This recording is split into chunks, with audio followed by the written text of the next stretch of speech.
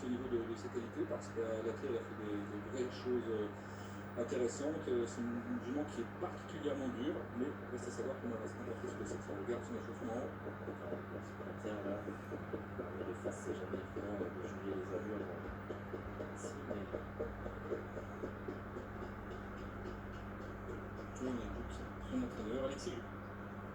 Pourquoi tenter l'aventure sous la selle aujourd'hui avec Jean Romanet? La faute d'engagement, l'engagement de l'hiver pour le moment. On a un boulot qui est à la fin du décembre, athlée. Pour le que j'aurais une course athlée et la course montée d'aujourd'hui, je suis entre les deux, j'aurais fait ça athlée. Et je l'avais peut-être monté un peu plus tôt que prévu dans la tête. Peut-être une petite idée aussi dans le coin de votre tête. Bah oui, voilà, après c'est celle qui va nous prouver qu'elle est capable. Je suis un peu dans le flou à ce niveau-là, pas sûr qu'elle aime être montée. Mais sur sa classe d'athlète, elle a carrément monté. Mais je n'ai pas essayé. J'ai un peu à faire au fusil. Voilà. Merci d'être transparent. Alors, c'est important ce qu'il dit Alexis Grimaud au sujet de sa jument, et je trouve que ça met un peu plus le doute, hein, parce que manifestement il est un peu sur cette course sans l'avoir préparé pour ça, sans l'avoir testé. C'est une course qui court un peu par la force des choses, il a préféré rester à la clé pour le moment. Bon. Il dit aussi qu'il pensait pour la débuter plus tard, et à demi-mot on a évoqué le coup de corniller en fait. Donc, ouais. Est-ce que vous avez un truc dans la tête? Oui, un petit peu, mais on va voir si on parle du coup de corniller. Une éventuelle participation. Bon, il l'a dit, on part avec lui, sans certitude en fait. Anthony, je pense qu'avant le corniller, il pense plutôt que du Calvados. On n'est pas encore, mais... Et pour aller vers un éventuel coup de corniller, quand vous avez dit vous avez une idée derrière la tête, il vous dit lui un petit peu, vous parliez de ça, non? Ouais, mais je pense qu'avant le corniller, voilà. Ah oui, non, je ne peux pas dire directement sur le coup de corniller, mais ça veut dire que c'est une éventualité, quoi. Ben, ça va, c'est possible.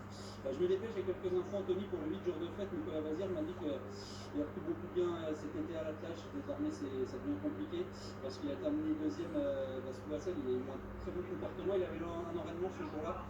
Aujourd'hui, il décide de lui enlever l'enraînement. Donc, il travaille très bien le matin. Il m'a dit que ça vaut le coup de raconter l'aventure aujourd'hui. Il est conscient que l'opposition est très forte, mais il a quand même confiance en ce choix pour prendre une bonne place.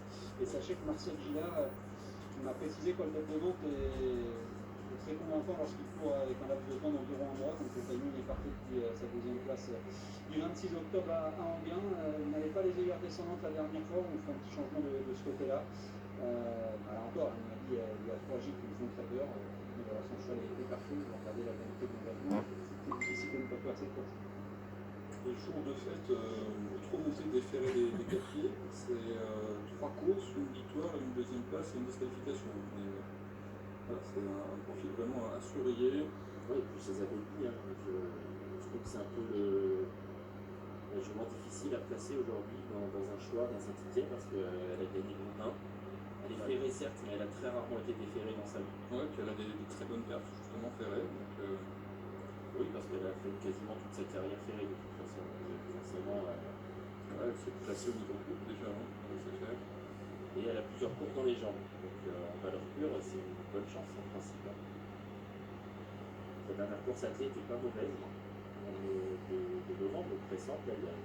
C'est vrai qu'un contrat pour une gagne de groupe 1, c'est un peu trop élevé. Allez, départ Linan. Très belle course montée, la finale du Grand National des Jokers.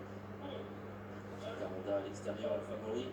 Le côté Jolly Chic, hein, ces deux-là qui partent bien, Jolly Chic et Jacaranda à l'extérieur avec bien marqué également le Golf des Ventes. Je les avais mis derrière les premiers jours de fête également qui va se glisser côté corde pour faire le petit parcours.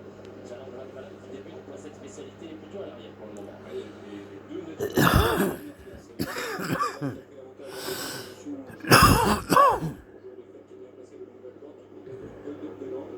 qui se retrouvent en 4e position. On a plus loin le 11 Arboni à lui qui se rapproche. Quant à José Belbini, il passionne plutôt à l'arrière, à l'image également de Jérôme Ramdalek. Jacaranda qui aime bien aller de l'avant, occupe donc cette position comme souvent avec parfaitement positionné dans son sillage Jolly Chic. Je m'en vaincu en 5 sorties au montée qui est donc calé dans la roue de l'animateur et favori Jacaranda en 3e position.